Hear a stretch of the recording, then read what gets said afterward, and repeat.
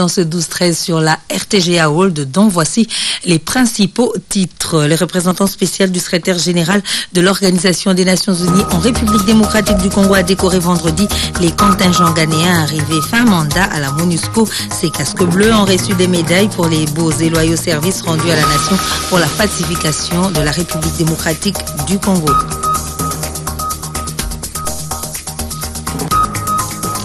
L'accord régional d'investissement du programme détaillé pour le développement de l'agriculture africaine a été signé vendredi. 13 représentants des acteurs régionaux et partenaires ont apposé leur signature sur ce document en présence du secrétaire général de l'agriculture et du commissaire.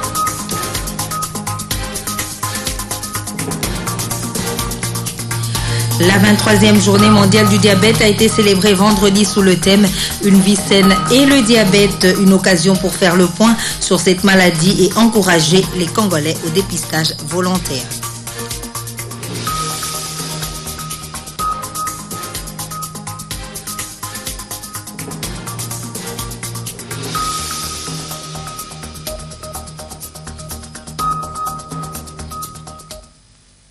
Encore une fois, bienvenue. Les caniveaux inondés d'immondices et les constructions anarchiques, notamment sur la chaussée dans certaines avenues de la capitale congolaise, sont à la base d'énormes dégâts causés par la pluie. Une situation qui doit interpeller les dirigeants et même la population pour qu'après la pluie, qu'il y ait réellement le beau temps dans la capitale congolaise.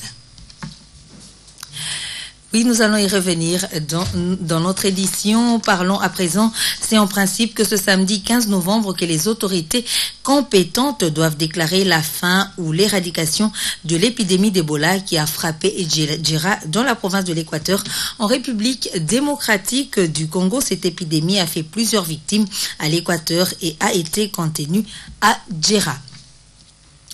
Fin à Beni au Nord Kivu du débat dans le deuxième procès ouvert après celui des présumés assassins du général de brigade Mamadou Ndala.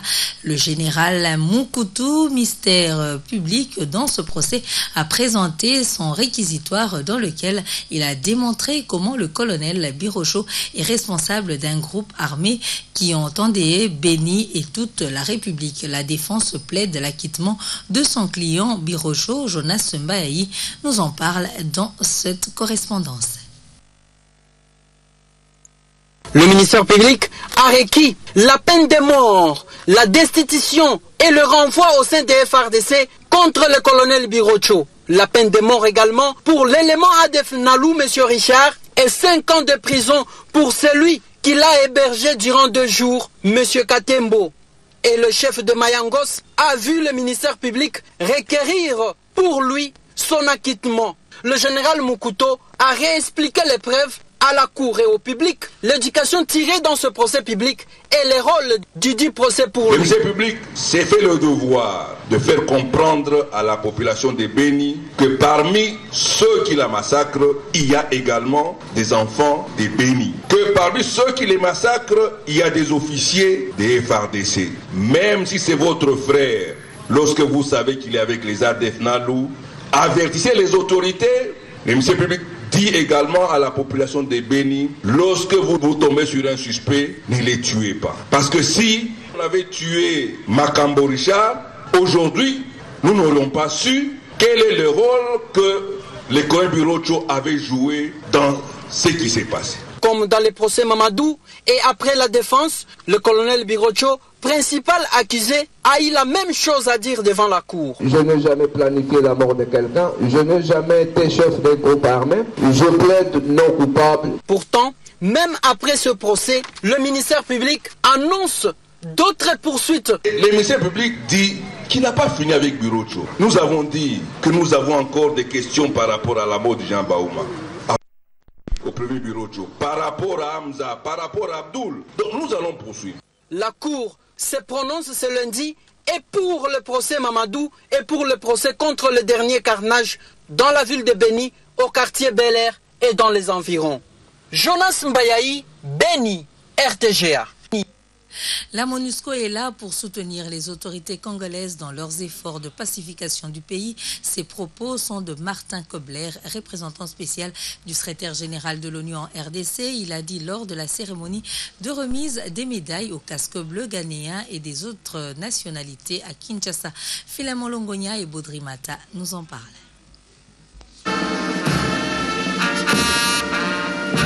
Ils sont au nombre de 462, ces soldats et officiers du bataillon ghanéen de la MONUSCO qui viennent de finir leur mission en RDC. Gambat est le seul contingent de la MONUSCO qui est en charge de la sécurité du personnel de la mission et leurs installations à Kinshasa avec une extension à l'équateur, notamment à Dongo, Mbandaka et Gemena. C'est le représentant spécial du secrétaire général des Nations Unies qui a présidé cette cérémonie.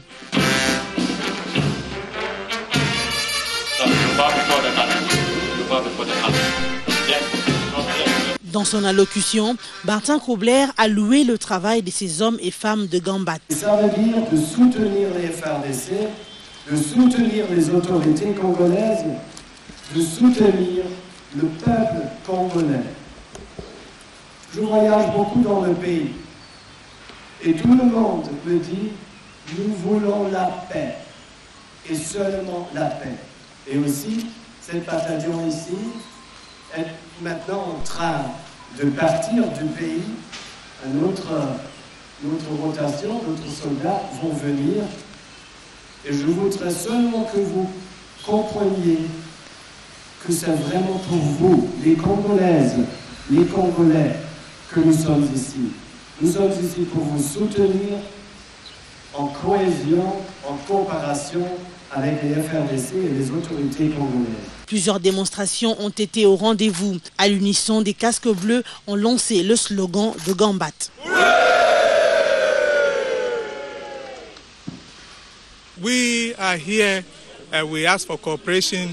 Nous demandons à la population de coopérer avec nous et de nous soutenir pour la paix et la stabilité en RDC.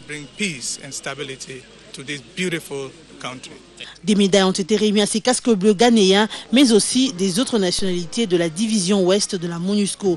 Il y a eu remise des cadeaux et des pas de danse pour célébrer Gambat. Une délégation constituée d'experts des Nations Unies basée à New York, conduite par Moustapha Soumaré, s'est entretenue hier vendredi avec le président de la CENI, Abbé Malou Malou. Au cours de cet entretien, le président de la CENI a rassuré ses hôtes que le processus électoral est irréversible à ce stade et que la CENI est disposée à travailler avec l'ensemble de la communauté internationale en ce qui concerne l'appui logistique. Cet appui logistique est attendu dans les opérations de fiabilisation du fichier électoral et de stabilisation de cartographie opérationnelle. Il en est de même de l'accompagnement aux opérations de sensibilisation des parties prenantes et de la population au processus électoral. 13 représentants des acteurs régionaux et partenaires au développement ont signé hier vendredi à Kinshasa l'accord régional d'investissement du programme détaillé pour le développement de l'agriculture africaine PPDA. Le secrétaire général à l'agriculture Ali Ramazani et le secrétaire général du COMESA Sindizo Ngwenya donnent ici quelques précisions sur cet accord. Ils sont au micro de Philemon Longonia et Baudry Mata.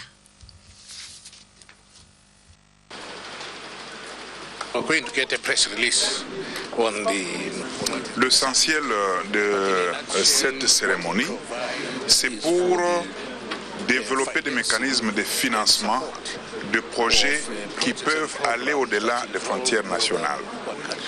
Le deuxième aspect de la signature de ces projets, c'est que nous voudrions mettre fin ou éliminer les barrières techniques au commerce régional des produits agricoles. Et cela, c'est pour permettre que ce que les pays ne peuvent pas faire à leur niveau, que ça soit déployé au niveau de la région. Nous sommes dans une région, notre région s'appelle COMESA, et dans cette région il y a 19 pays, et il a été recommandé dans le cadre du NEPAD que chaque pays présente son programme détaillé de développement de l'agriculture africaine au niveau de chaque pays. Et au bout de ce processus, on devait arriver à produire un plan national d'investissement agricole. Ça, c'est au niveau de chaque pays, donc au niveau national. Maintenant, au niveau des régions, il fallait qu'on fasse le même exercice pour qu'il y ait un programme régional, n'est-ce pas, de développement de l'agriculture en Afrique. C'est qui cadre, qui va appuyer les 19 pays qui ont déjà les plans nationaux d'investissement agricole. Donc nous faisons partie de ces 19 pays. Nous avons déjà notre plan national d'investissement agricole et nous allons se retrouver dans le plan régional d'investissement agricole. Parlant du Premier ministre Matata Ponyo qui a présidé la première réunion du comité de pilotage du parc de Bukangalonzo, il en est sorti que les premières récoltes de maïs interviendront entre février et début mars 2015. Matata Ponyo, satisfait des échanges, a rassuré que le gouvernement entend faire de l'agriculture l'un des piliers de l'économie congolaise comme dans les années 60. Question de réduire la faim de plus de 20% et d'atteindre un taux supérieur à 6% du PIB. Images et commentaires. Un mois et demi après le lancement de l'opération de semis de 100 tonnes de maïs au parc agro-industriel de Bukangalonzo, le Premier ministre est venu visiter les champs.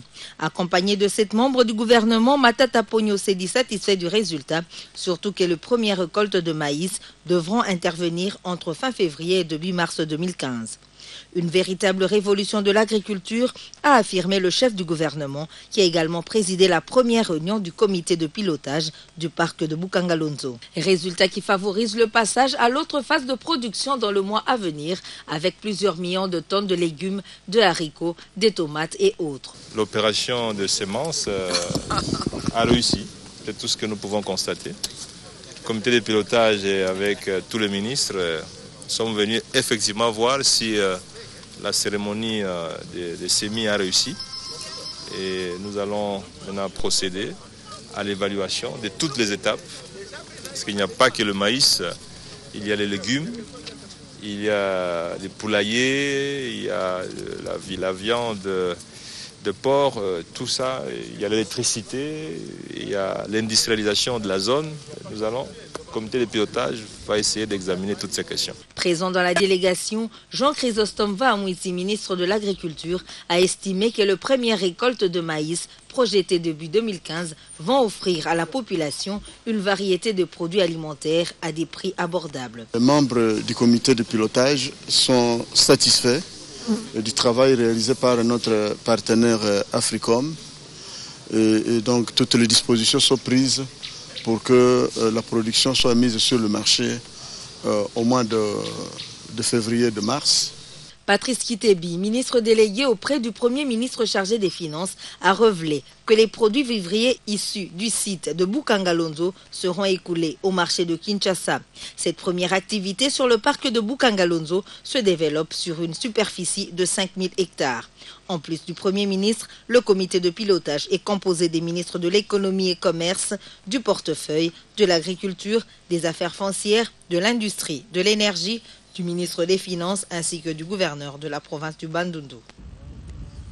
Et l'arrêté du Premier ministre interdisant l'importation des véhicules d'occasion a été au centre des entretiens hier vendredi entre le conseiller politique du Premier ministre et les députés du Bas-Congo. Une pétition initiée par la population contre cet arrêté a été déposée à la primature. Ils étaient reçus ce vendredi par le conseiller politique du Premier ministre Matata Ponyo. Eux, ce sont les députés nationaux élus du Bas-Congo, porteurs d'une pétition de la population de leur province relative à la suppression par le Premier ministre de l'arrêté interdisant l'importation des véhicules d'occasion. Maintenant, nous sommes présentés à la primature avec plus de 7000 signatures que nous devrions présenter au Premier ministre. Avec cette pétition-là, nous avons ramené les désidérata de la population parce que, tenez, sur le plan économique, toutes les entreprises du Bas-Congo sont en cessation de paiement. Nous attendons le Premier ministre. Nous serons reçus par le Premier ministre pour lui déposer cette pétition-là. La suite est attendue dans les prochains jours afin de trouver une solution à cette situation qui secoue la population de ce coin de la République démocratique du Congo. Toujours à l'hôtel du gouvernement, les journalistes et producteurs en langue nationale et les membres de l'Association nationale des études des idées juches ont découvert les locaux et le jardin de l'hôtel du gouvernement. Matata Pognoa, au cours de l'entretien avec ses hôtes, prônait pour la culture de l'excellence. Pour le Premier ministre, ce groupe d'élite doit aimer le pays et travailler pour son épanouissement.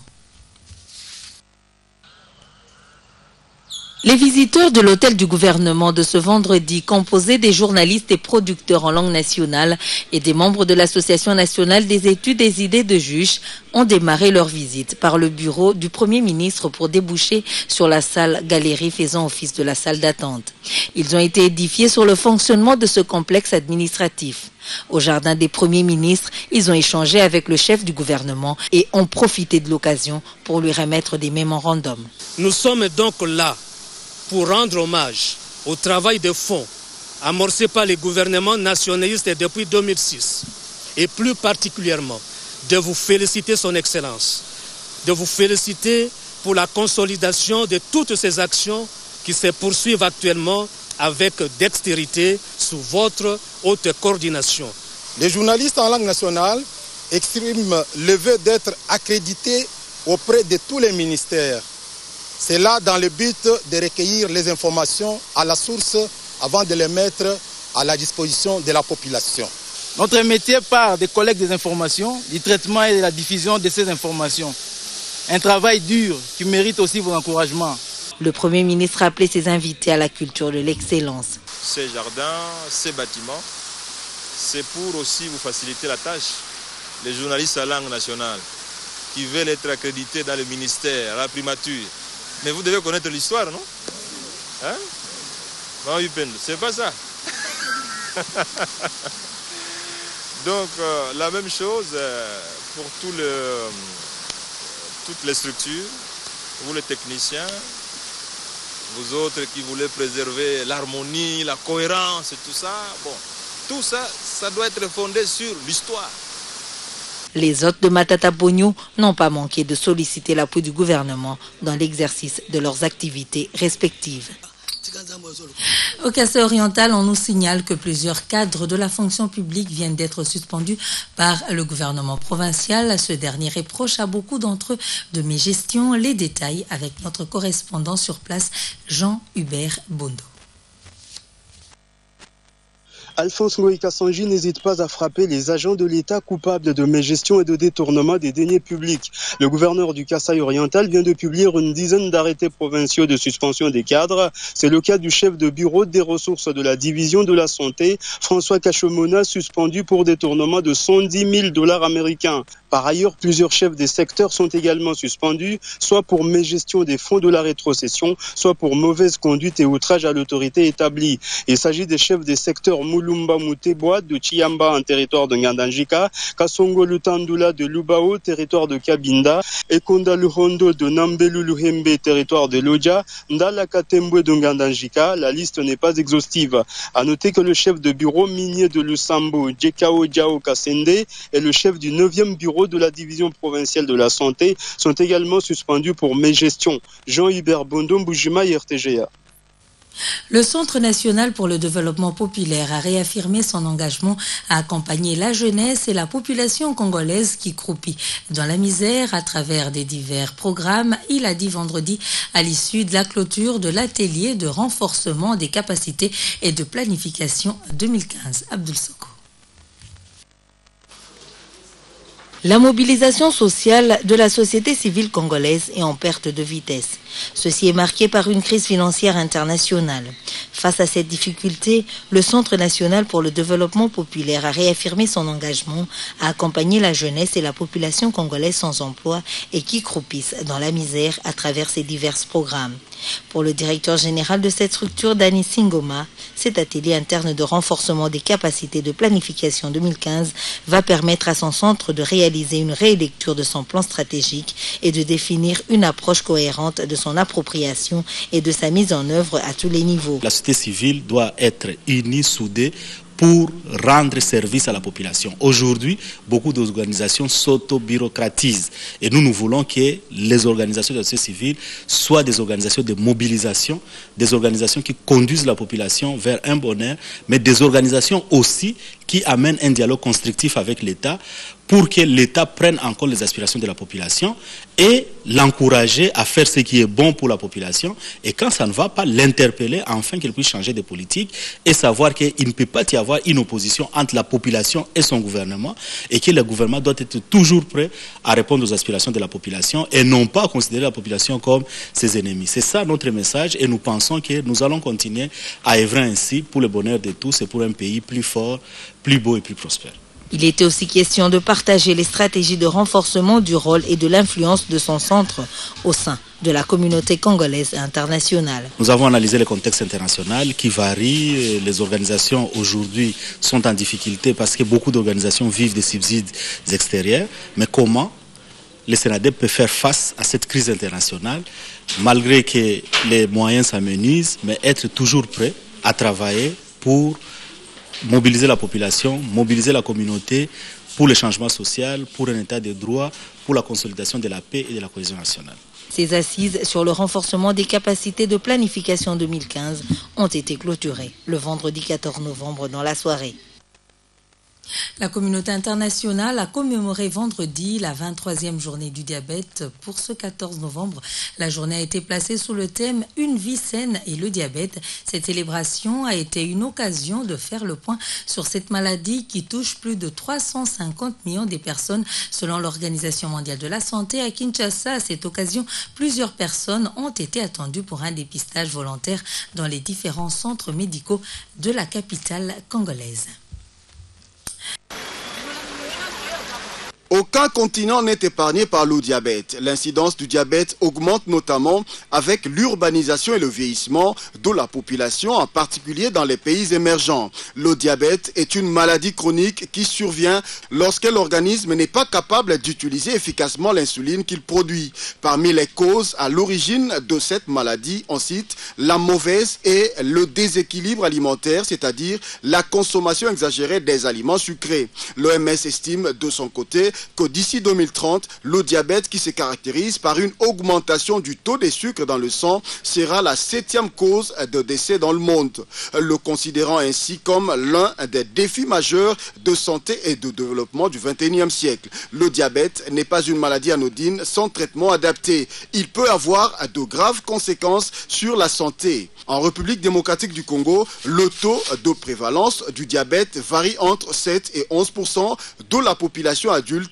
et 0,5% chez les enfants, indiquent des sources du ministère de la Santé publique. Comme partout dans le monde, en RDC, les personnes atteintes du diabète sont prises en charge presque à 95%. À Kinshasa, le ministère de la Santé ainsi que plusieurs organisations non gouvernementales sensibilisent l'opinion publique aux effets de cette maladie. Ce reportage de Moussa Mwamba a été rendu par Patrick Isso, Boguessé, Bokuma. L'épidémie à virus Ebola qui sévit à l'Équateur dans le territoire de Djira a été contenue, ceci grâce au strict respect de plans de contingence mis en place par le gouvernement de la République démocratique du Congo. Cette action a été saluée par le coordonnateur de la Maison de l'Équateur qui appelle en outre les hommes de bonne volonté à la gestion de l'après-Ebola. Martin Kaimbe, Esther M. Pezoomba et Sylvain Bété nous en parlent. Une fois de plus, la République démocratique du Congo vient de démontrer à la face du monde qu'elle a tous les atouts pour la gestion de l'épidémie à virus Ebola. Le dernier cas en date, c'est celui d'Ebola localisé à Djira, dans le territoire de Boindé, province de l'Équateur. Selon Jean Tsakar, coordonnateur de la Maison de l'Équateur, l'épidémie à virus Ebola a été contenue et l'annonce de son éradication complète est réservée à seul le ministère de la Santé publique. Le plan de contingence nationale a été élaboré par le gouvernement central. La province a fidèlement exécuté le plan qui a été établi ici. Et je crois que tous ici, nous avons suivi comment cette opération s'est déroulée avec succès. Et nous profitons de cette occasion pour remercier toutes les personnes, tant physiques que morales, qui ont consenti de leur énergie pour aider la République démocratique du Congo, mieux en général, la province de l'Équateur en particulier, pour contenir, si pas bien gérer cette épidémie jusqu'à son terme. Je pense que la fin de l'épidémie est proche. C'est par la voix de son Excellence, Monsieur le ministre de la Santé publique, que l'épidémie a été déclarée. Et il revient à lui seul de déclarer la fin de l'épidémie. Mais nous constatons comme Équatoriens avec satisfaction que la gestion de cette épidémie a été bien suivie et les résultats de cette gestion sont largement positifs. Après la maîtrise de la maladie, le gouvernement provincial de l'Équateur va faire face à d'autres défis, notamment les enfants orphelins d'Ebola et la situation sociale et économique de la population de Boendé. D'où l'appel lancé à toute personne de bonne volonté de venir en aide à cette population. C'en est fini avec la formation des assistants et aides-dentistes. 4 mois durant, les apprenants ont appris comment soigner et extraire les dents. La dite formation a été organisée par la clinique dentaire de la Gombe que dirige le docteur Marie-Jeanne Petit. La cérémonie de remise des certificats a été présidée par le ministre de la Santé, Martin Moudimbi Kapenga et Kadenzinga pour le reportage. C'est le ministre de la Santé publique, Félix Kabange-Numbi, qui a présidé la cérémonie de remise de certificats aux assistants et aides-dentistes qui ont suivi une formation de 4 mois à la clinique dentaire de la Gombe, que dirige de main de maître le docteur Marie-Jeanne Petit. On a organisé à partir du mois de mai des cycles de formation par module. On a commencé par un module 1 et on mettait l'accent sur les compétences relationnelles, techniques et administratives. Donc au total, il y avait 4 modules et quand on terminait les 4 modules, parce que ça allait de plus en plus difficilement, le premier module va donner le grade de aide dentaire. Donc c'est cette compétence-là. Et ensuite, les 3 autres modules, 2, 3, 4, vont aller de plus en plus loin dans l'organisation, dans l'intervention, dans l'aide, dans l'assistance à travailler avec un dentiste, avec toute la connaissance de la technologie actuelle. Et dès qu'on réussissait les 4 modules, alors on peut être certifié assistant dentaire.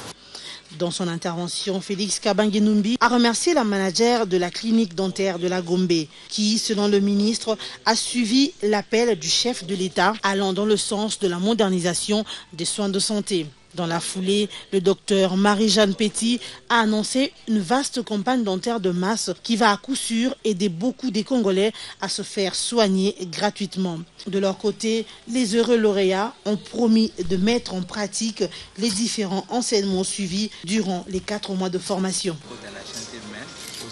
Quel comportement afficher face à un enfant en conflit avec la loi? La question était au centre de la semaine de la réussite lancée le jeudi 13 novembre par le réseau des éducateurs des enfants et jeunes de la rue. Objectif, célébrer un moment fort avec les enfants et les jeunes en vue de créer un temps d'échange entre José Olitomake et Pedi Pereira signe ce reportage. À l'occasion du 25e anniversaire de la Convention internationale relative aux droits de l'enfant et du 5e anniversaire de la loi portant protection de l'enfant, le réseau des éducateurs des enfants et jeunes de la rue a procédé ce jeudi à l'ouverture de la semaine de la réussite en RDC. La semaine est placée sous le thème « L'enfant, acteur et auteur de changement de la société ». Cette semaine a pour objectif de célébrer un moment fort avec les enfants et les jeunes. Au menu, des conférences, des soirées artistiques, des dîners des ambassadeurs, des projections, du travail réalisé dans les centres professionnels. C'est ici pour nous l'occasion de renouveler nos remerciements les plus sincères au Parlement de la République qui a voté la loi numéro 9/001 portant protection de l'enfant, sans bien sûr oublier le président de la République qui l'a promulgué depuis le 10 janvier 2009. À ces 2 institutions, nous pouvons affirmer, sans crainte d'être contredits, qu'elles ont mérité de la nation. En effet, le REGER, en collaboration avec ses partenaires, saisit cette opportunité pour s'interroger sur la pratique et l'évolution des droits des enfants, d'une part, et d'autre part, réfléchir davantage sur l'état d'avancement des mesures d'accompagnement de la loi portant protection de l'enfant. La première journée de cette semaine a été marquée par la formation des officiers et sous-officiers de la police nationale congolaise. Pour le REGER, il s'est agi de sensibiliser la police nationale congolaise sur les droits de l'enfant et à renforcer les capacités de la police pour qu'elle reste à l'écoute de l'enfant vulnérable qui doit être protégé en RDC et à travers le monde. Il faut noter que le coup d'envoi de la semaine a été donné par le représentant du ministre des Affaires sociales et humanitaires. Comme promis, revenons au caniveau inondé d'immondices et des constructions anarchiques, notamment sur la chaussée et dans certaines avenues de la capitale congolaise qui sont à la base d'énormes dégâts causés par la pluie. Une situation qui doit interpeller les dirigeants et même la population pour qu'après la pluie, qu'il y ait réellement le beau temps dans la capitale congolaise. Les fortes chaleurs enregistrées depuis un temps à Kinshasa ont cédé la place ce samedi à une forte pluie qui, comme d'habitude, s'accompagne d'énormes dégâts. Sous d'autres cieux, après la pluie, c'est vraiment le beau temps, contrairement à Kinshasa où à chaque fois qu'il pleut, tout est bloqué. Mais pourquoi la pluie n'est toujours pas la bienvenue quand on sait qu'elle est salutaire pour les cultivateurs en particulier? Plusieurs réponses sautent aux yeux, car s'il pleut, non seulement le transport en commun devient difficile pour différentes destinations, du fait qu'avec les eaux des pluies, toutes les routes sont inondées, mais aussi certaines avenues comme Isoke, Mbomo, Chouapa, Itaga, Lac Mouero, Louvois et même Roi-Kadingi, les eaux ont assiégé une partie de l'avenue des Huileries entre la voie ferrée et l'avenue Mont-des-Arts. Pour certains observateurs, des caniveaux mal construits sur ces avenues seraient à la base de toutes ces conséquences. Ajoutez à cela des constructions anarchiques sur la chaussée. Certaines concessions ont été bâties sur des collecteurs bloquant le passage des eaux. Faut-il que les entreprises qui ont fait les travaux soient interpellées pour refaire ce qui a été fait ou mal fait, car ces dégâts se répètent sous l'indifférence des autorités. La population qui ne se fatigue pas à déverser les immondices dans ces caniveaux doit se remettre en cause, car les responsabilités sont partagées. En sport, c'est officiel. La CAN 2015 sera organisée en Guinée équatoriale. La nouvelle, qui a réjoui plus d'un sportif africain, a été annoncée le vendredi par le membre du comité exécutif de la CAF. Patrick Issot, Boguessé Bokouma. C'est la Guinée équatoriale co-organisatrice avec le Gabon de la CAN 2012 qui va organiser la CAN 2015. L'annonce est tombée en début d'après-midi. Le pays d'Obiangema, qui a été disqualifié lors de la phase éliminatoire pour avoir utilisé un joueur non en règle, se voit donner l'occasion de faire preuve d'organisation la meilleure. Face à plusieurs demandes devant la table du président de la Confédération africaine de football, entre autres du Gabon, du Nigeria et l'acceptation du Qatar au dernier moment d'abriter cette compétition africaine de football, la CAF n'est pas allée par quatre chemins. La motivation, selon la Confédération africaine de football, d'accorder cette CAN à la Guinée équatoriale se base sur l'expérience acquise par ce pays en l'organisation des compétitions. Aussi, la Guinée équatoriale possède ce jour des infrastructures viables à même d'abriter cette grande compétition de football africain. Il est certes vrai que la date n'a pas changé, car la Coupe d'Afrique des Nations se tiendra comme prévu du 17 janvier au 8 février. Une compétition africaine de football en Afrique, c'est peut-être une autre motivation qui a poussé la Confédération africaine de football à accorder à la Guinée équatoriale l'organisation de cette phase finale de la CAN. Question de faire voir qu'en Afrique, on peut même en dernière minute délocaliser une quelconque compétition d'un pays à un autre. La faire jouer au Qatar, ce n'était peut-être pas ce qu'il fallait faire. Ainsi, l'Afrique a remporté ce grand pari de l'organisation de sa fête du football chez elle. La République démocratique du Congo est prête à aborder son match de la 5e journée des éliminatoires de la CAN 2015 face au Cameroun. Ce match qui se joue ce samedi à Douala est une occasion pour la République démocratique du Congo de confirmer ses bonnes prestations à l'extérieur, surtout que la Côte d'Ivoire s'est imposée devant la Sierra Leone. Encore une fois, Patrick Issobogese Bokuma. La sélection nationale des léopards de la RDC à Yaoundé depuis le début de la semaine continue sa préparation en terre camerounaise en vue de rencontrer les Lions Indopta ce samedi 15 novembre pour le compte de la 5e et avant-dernière journée des éliminatoires qualificatifs de la CAN 2015. Les 23 sélectionnés ont tous répondu à l'appel du sélectionneur national, Florent Ibenge. Tous, certes, à l'exception de Chancel Mbemba, joueur d'Anderlecht blessé avant le rassemblement. Qu'à cela ne tienne, le coach a fait appel à Bangala Litombo pour remplacer Chancel Mbemba. 3 autres joueurs ont repris leur place au sein de Léopard. Il s'agit de Joël Kimwaki, Edingoy Emomo et Mabele Bawaka. Un seul objectif pour les Léopards, remporter la rencontre de la 5e journée du groupe D, sachant qu'ils ont été battus à domicile par les Lions Indoptables lors de la première journée 0 but contre 2. À défaut de la victoire, un match nul est permis, non une défaite qui n'est pas la bienvenue. Florent Ibenge, qui a habitué le Congolais à faire de bons résultats à l'extérieur, pourrait encore cette fois-ci en faire autant.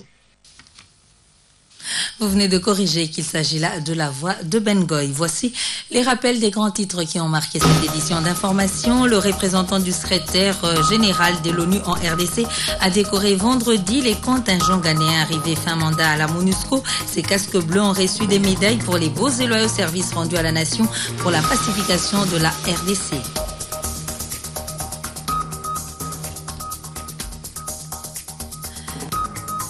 L'accord régional d'investissement du programme détaillé pour le développement de l'agriculture africaine a été signé vendredi. 13 représentants des acteurs régionaux et partenaires ont apposé leur signature sur ce document en présence du secrétaire général de l'agriculture et du COMESA.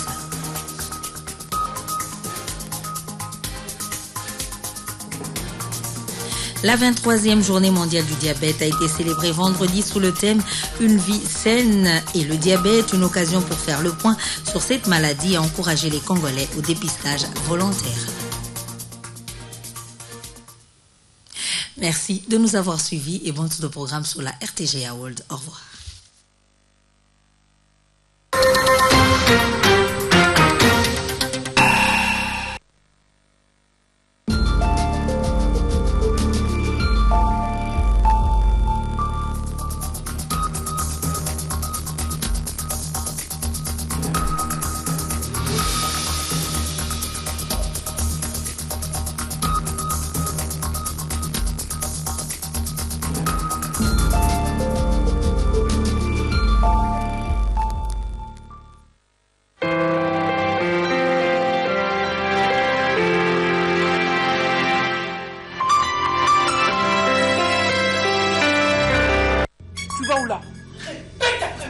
Mais chérie, je dois gagner.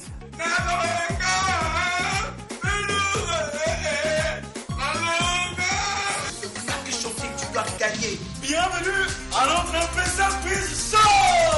Amados ex-combiste, Mokomo Gomez. Amados le serment du propre présent. Ouh là là, on a un plateau très chaud ce soir. Mesdames et messieurs, commençons la grande finale du M-Pesa Quiz Show. C'est quoi M-Pesa? Waouh, quelle rapidité! Bon, on a chambre. Oui, bonne réponse. 200 points pour Joe. Maintenant, la question à 50 points qui séparera le gagnant du perdant. Êtes-vous prêts? Comment fait-on pour mettre de l'argent dans votre téléphone? C'est trop facile. Je prends mon téléphone, j'ouvre, je mets l'argent dedans. Ce n'est pas la bonne réponse. Mopao Gomez, à vous. C'est simple, facile et sécurisé avec M-Pesa. Rendez-vous dans un shop M-Pesa le plus proche, déposez votre argent auprès d'un agent M-Pesa, recevez l'équivalent du cash déposé auprès de l'agent M-Pesa dans votre téléphone, déposez votre argent en toute sécurité partout en RDC. Et le gagnant est Mopao Gomez. Bravo! Vodacom, leader dans le monde cellulaire. Je vous présente le secret de votre beauté, Magic Derma. Magic Derma est un savon éclaircissant, doux et gommant. Un véritable antiseptique qui contient de la glycérine et des antibactériens puissants. Magic Derma traite délicatement votre peau et lui donne un parfum agréable. Magic Derma est un savon 100% naturel recommandé dans les pays tropicaux grâce à ses principes actifs contre les piqûres de moustiques. Magic Derma, votre vie encore plus belle. Une Simtigo, s'il vous plaît. Merci. Pierre à Simtigo, pardon.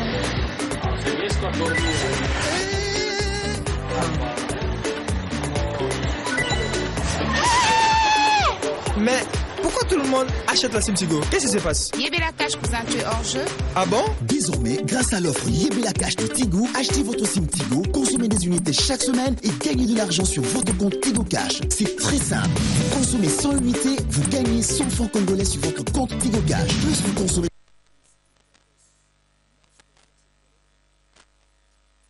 des unités, plus vous gagnez de l'argent. Ah, donc ça marche avec le nouvel SIM? Mais non! Vous avez déjà une SIM Tigo? C'est très bien. Activez l'offre Yébé la cache une seule fois en envoyant Tigo par SMS au 333.